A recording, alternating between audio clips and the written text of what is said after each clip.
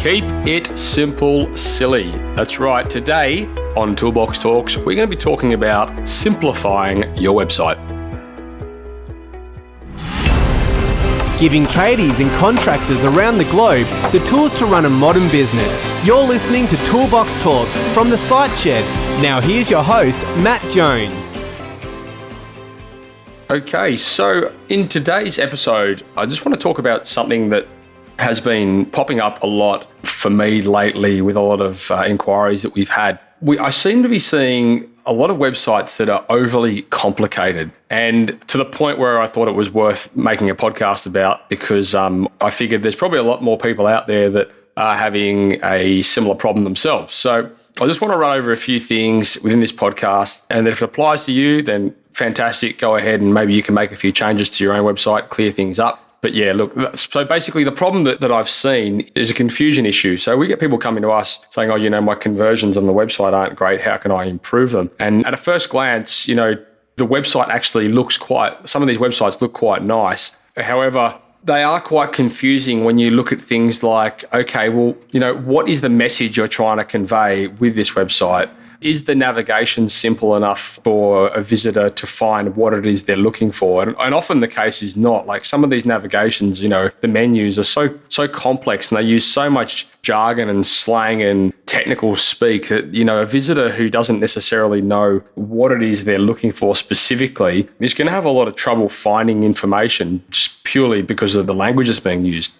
The whole idea of your website is to make it simple, is to be able to communicate to pretty much everybody, what it is you do and what your message is. So it's very common as a business owner sometimes to fall in the trap, not even just with your website, but with, when we create content and do things like that, where you're creating content that appeals to you as the owner of your business. And when you read over that content, it makes perfect sense. However, does it make sense to somebody who's coming to your website looking for information and they don't have the same sort of background knowledge that you do? So just be conscious of that wherever you can. And you know what? Like you might sit there and think, well, that doesn't apply to me. Of course, I know that. But I challenge you to go back and have a look over your website. And I bet you'll find somewhere on there that could be changed and could be reworded to make it better suit the majority of the people. So yeah, make sure your navigation's nice and clean as well. You don't need a super complex navigation. Sometimes you're better off, for example, if you've got, say you're a builder and you do domestic and commercial work, but then, you also do fit outs, first floor additions, extensions, renovations, pergolas, all that kind of stuff. You might be better off having in your navigation commercial and then residential, and then under those separate headings, having the list of things that apply to that tab specifically, just so that it's, you don't have like a million things in your immediate navigation that can confuse people. Like people can come to the website, they can say, oh, okay, I'm looking for a commercial solution, click on commercial, and they can get exposed to the other things that you do that correlate to that commercial element of your business. So the other problem that I see, we've seen a lot of lately, is the confusion from the back end point of view from the website. So websites that are hard to amend, or they're complicated to use from a management point of view. So typically speaking, if a website that's hard to amend is going to be expensive to maintain, we encourage you guys, and we encourage basically everyone out there to get yourself set up on a solution or a platform that makes it easy for you to get in there and get your hands dirty. You don't want to have to be relying on people all the time to be doing little updates and amendments and things for you, because it just becomes expensive and it's an overhead that you can avoid. Are you backing your website up daily? Are you backing it up weekly? You're backing it up monthly? Make sure that you're taking those precautions and you're actually being proactive in that space, because the last thing you want is for something to go wrong with the website while you're running an update, and then you're not going to have a backup to reinstate. So just be on top of that. So what's the solution? Well, coming back to how the website looks, at the top part of your web page, be sure to clearly define what it is you do. Like make sure that you use that space to portray your message and to get that message across to your visitor. It's not about your logo. I mean, we see this all the time, like people saying, I want to increase my logo by 100% on the website. Your logo is not your selling point. Like people don't come there and just look at your logo and go, wow, that's amazing. Now let's call them and book this job in. They want to see what it is that you do. So don't waste that space. So in web design, you have what we call above the fold. And above the fold is basically the first part of the website that you see when you open it up on your computer or your phone or your iPad or whatever it is. That's the space there that you need to capitalize on. That's the space there where if you can, you've got to try and communicate what your message is. So as we've already mentioned, keep your navigation clean and simple. Just maybe go back in and see what you can connect and what you can join to each other or categorize, if you like. And then don't use too much jargon and technical talk. So another thing that you can do, which can really help with this, is try to sell the benefits and not so much the methods. So people aren't really interested so much in how you go about doing stuff. They're more interested in what the finished product is or how that might relate to them. So get in the habit of, instead of talking about, the process or, the products that you use or the techniques that you use in order to achieve the finished product, maybe start talking about what the finished product is that you deliver. So give your visitor a perspective of what life's like before they come to you and then what life would be like after they come to you. And then, of course, if you want to include technical stuff after you've portrayed that message, go right ahead and do it. I think you'll find for the better part, people are more interested in the benefits and what they're going to get out of it. So the solution from the back end point of view, use a platform that makes it easy for you to amend and make changes. So we at Tradie Web Guys, we use WordPress. However, we use WordPress with a series of plugins that we've refined because we know that it gives our customers a really good grasp on how they can get in there and they can do these changes themselves. And we actually, create a lot of tutorials and training programs and stuff like that, which teach them how to do it. So if they want to get in there and do it, they're equipped to do so. Don't get sucked into that scenario where, you get your website built on a platform that a developer has the rights to and he owns it himself. And the only way you can make changes is by going through him and then them invoicing you for whatever their charges are. So it's a scenario we see all too often and it's painful and expensive. And in my opinion, it's quite dishonest as well.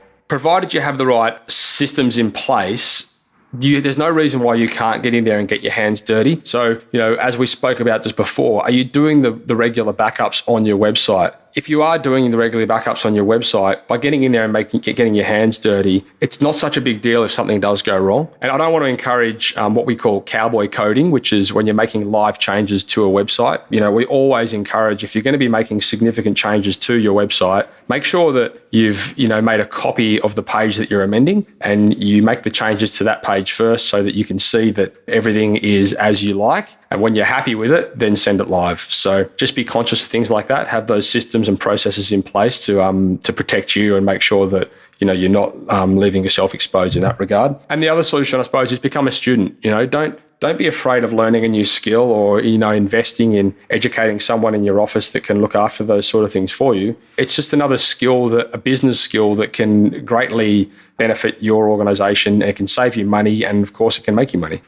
So how to achieve the solution? Well, have a look at your website, but have a look at your website from your customer's point of view. I mean, I'd encourage you to go to someone that has absolutely no idea about what it is you do. So it could be a friend, a family. I mean, I know I used my mum when I went through this process myself because she has absolutely no idea. And I just said to mum, tell me what it is that we do. And then, based on that feedback, I'm always able to amend things and tweak things just so that it makes more sense to people that don't have the background knowledge on what it is that we do. So maybe have a look at that and just see if there's anything on there that you think you could possibly change or tweak that might be able to fix that or, bring it closer to the majority. Have a think about what can be removed off the website to make it simpler. I mean, that could be things like jargony content. It could be irrelevant images. It could be certain fields within your navigation, as we mentioned. Just try and simplify that and make that user experience a little bit easier for your visitor.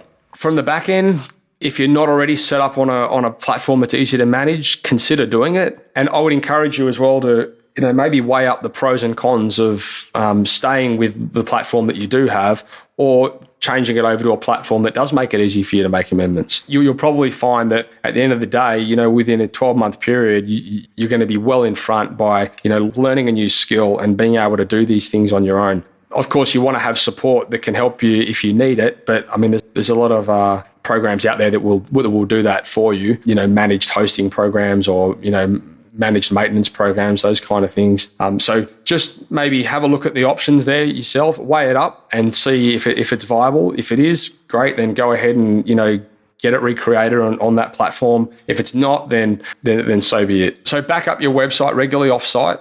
I mean, there's a bunch of plugins that you can use to do this sort of stuff, or better still, you can get somebody that actually do it all for you and they'll manage that. I mean, we do that with our clients. So we'll manage all the WordPress updates and all the plugin updates for the websites, and we just look after that for them so they haven't got to worry about it. So, you might be able to find, somebody that can do that for you, and you may pay a little bit more for that service, but at the end of the day, if it's going to save you getting in there and doing it yourself, then you've got to weigh up what your time is actually worth. And then, of course, from an educational point of view, well, then get involved in a program that can help teach you and can support you along the journey there. I mean, I can't stress enough the importance of education, especially in a space that is not going anywhere. I mean, if there's anyone out there that thinks that, the online space is going to be gone tomorrow, I think they're kidding themselves. So yeah, 100%, get out there and educate yourselves and learn these skills that you can employ in your own business.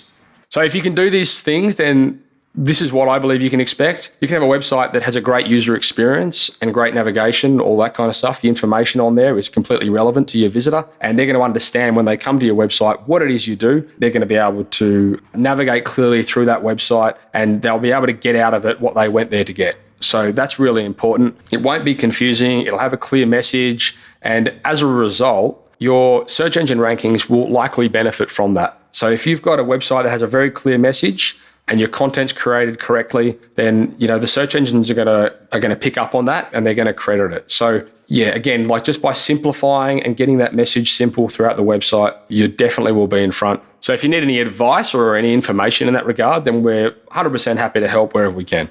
So that pretty much wraps up what I wanted to talk about today. I suppose in summary, just get your website cleared up. Make it simple, sit down and have a serious look at it and say, what can we remove from this website that's confusing people? Ask people that aren't necessarily familiar with your product if it makes sense to them. If it doesn't make sense to them, then ask them why. And then when they give with that feedback, maybe make some changes and then just see what happens on your conversions. So thanks for tuning into Toolbox Talks. That's all for me. If you haven't already, please head across to iTunes and leave us a review. You have no idea how much it helps spread the word and reach the masses. Likewise, if you know anyone that might benefit from our work, then go right ahead and share it with them. We'd greatly appreciate it.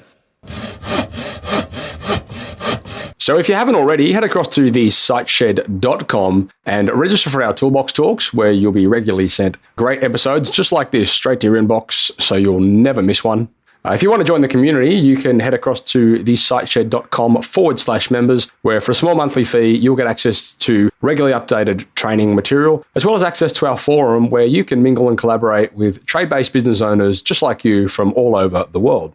If you're enjoying this podcast, please head across to iTunes and leave us a 5-star review. We greatly appreciate it, and it helps us spread the word and reach the masses. Likewise, if you know anyone that might benefit from the content we create, then please go ahead and share this with them.